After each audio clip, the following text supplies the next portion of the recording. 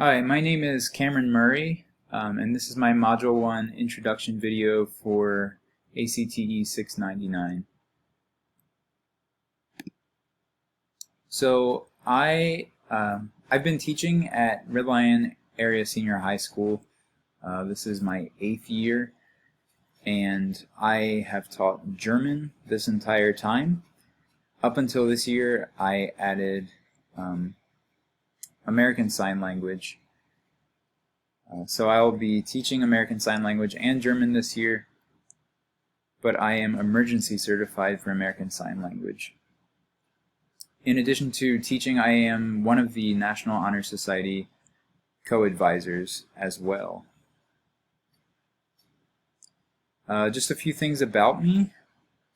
I really enjoy photography. I do this in my free time. I also do some sessions occasionally with people. I really do prefer the outdoors, and so a lot of my photography is in nature and of nature. I also enjoy traveling. This is my girlfriend and I in Tennessee. We went there this summer. We also went to Asheville, North Carolina. In addition to travel and photography, I really enjoy music and hope to get back to seeing live concerts soon, if possible. That picture is from a concert I was at, actually a music festival I was at in DC, I believe in 2015. And then the last thing about me, I really enjoy watching movies and television shows. One of my favorite movies, which is what that picture is from, is Interstellar. But I really do enjoy all sorts of different movies and TV shows. So those are just a few things about me. Moving on to our assignment. So I am in the online teaching program, and I have yet to take ACTE 632, but otherwise this is my last course. And one of the things I really felt like all of the information and experiences I've had in completing this program up to this point really helped me with. I think it was super helpful for implementing hybrid and virtual instruction during the COVID-19 pandemic. And obviously it continues to be helpful in that way. But I did get into the program in order to just improve my technological and online hybrid virtual teaching abilities in general. And I guess that was kind of just a benefit, if we can call it that, during the pandemic. So when I had to consider the 4 stages of action research, I kind of struggled with deciding what I thought would be the most challenging area for me. And obviously identifying an area of focus can be a challenge, but I also feel like there are at least a couple points where I really do think that I have an idea of what I want to research already, just based on past experiences in teaching. So I feel like I already had an idea, and so in some way that was maybe not quite as difficult, but I don't know yet exactly, so perhaps that could be the most difficult. Either way, I ultimately decided that analyzing and interpreting data might be the most challenging. I say this because of a few reasons, but maybe the biggest reason is the level of formality this adds to the whole action research process. So obviously, teachers, I think in general, do some sort of action research in a very informal way. And I think analyzing and interpreting the data is maybe where that would really increase the formality of the whole process for me. And so in that way it's most challenging, I think. Some other reasons are that there's a lot of potential for misinterpretation, or at least that's one of the concerns I have. And another one is that the results could be discouraging. So obviously if you find out that whatever you're researching, and maybe it's something you've been doing for a long time and you think it's been working and you really enjoy doing it, and then the results say, hey, that's not working out so well. So I think in that sense it could be just disheartening to the teacher, in this case the teacher researcher, and then making those changes might just be a little bit more difficult. And so obviously with that, change is, or can be, difficult, and so that interpretation ultimately will lead to some sort of change or innovation.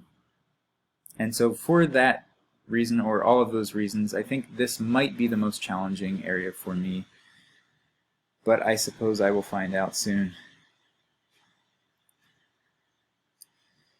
Alright, so moving on to the section about making action research part of our daily teaching practices.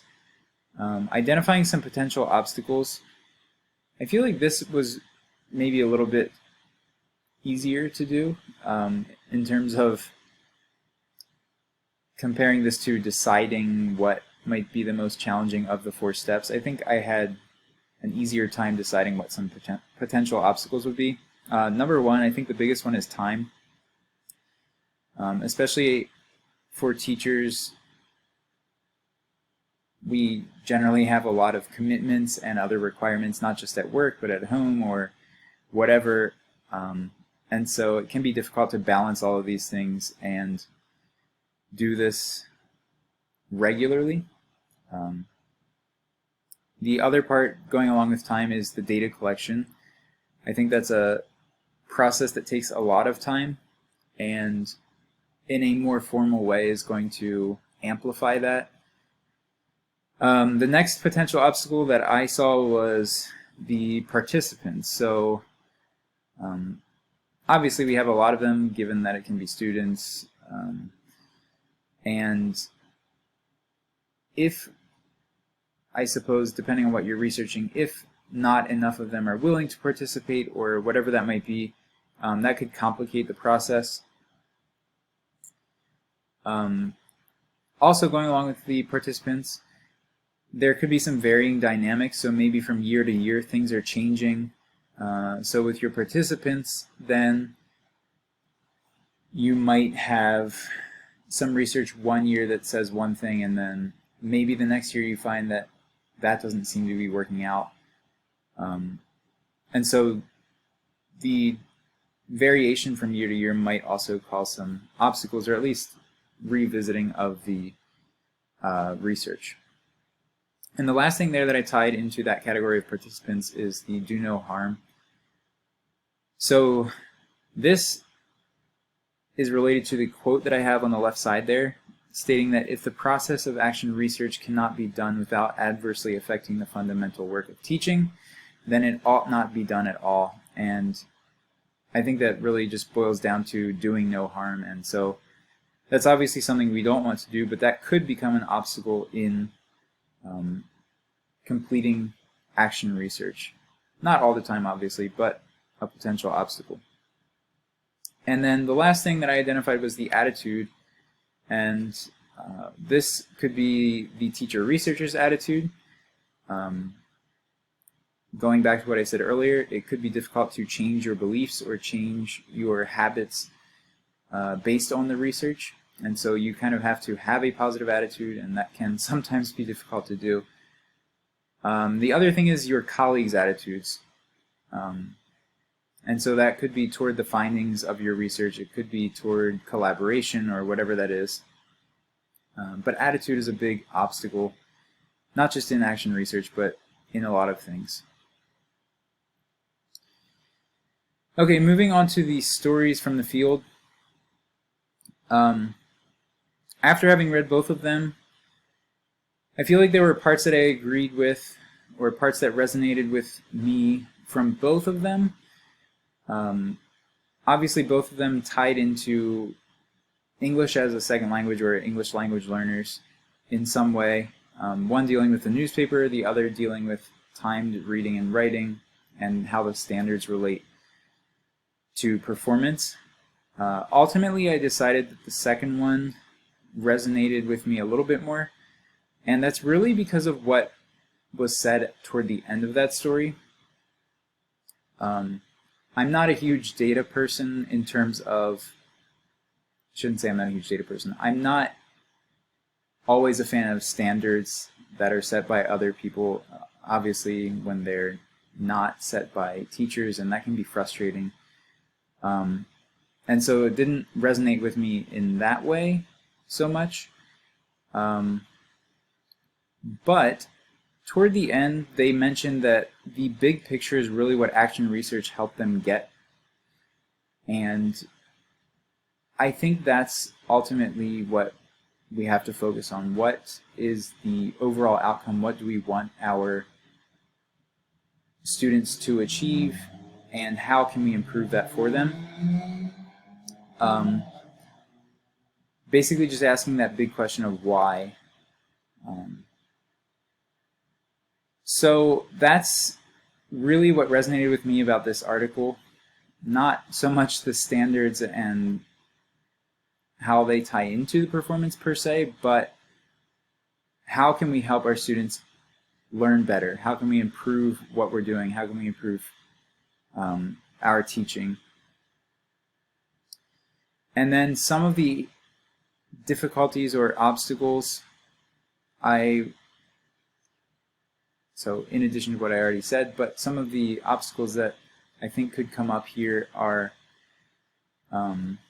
with our action research is encountering an issue later in the research. So if we get far into the action research and then encounter a problem that maybe we have to reconsider what we're doing and kind of step back to either outlining a new area of focus or making adjustments so that you can continue the action research. That's one thing that is maybe a concern of mine. Student participation is also another one. What happens if not enough students participate or inconsistently participate, so they opt out of certain things? And then picking an area of focus that will significantly improve the learning. So what if I pick an area of focus, but my action research ultimately doesn't prove too beneficial in improving my students' learning? So those are some concerns that I do have. And perhaps those will change throughout the course of this program. But those are my initial concerns. Thanks for watching, and I look forward to your comments.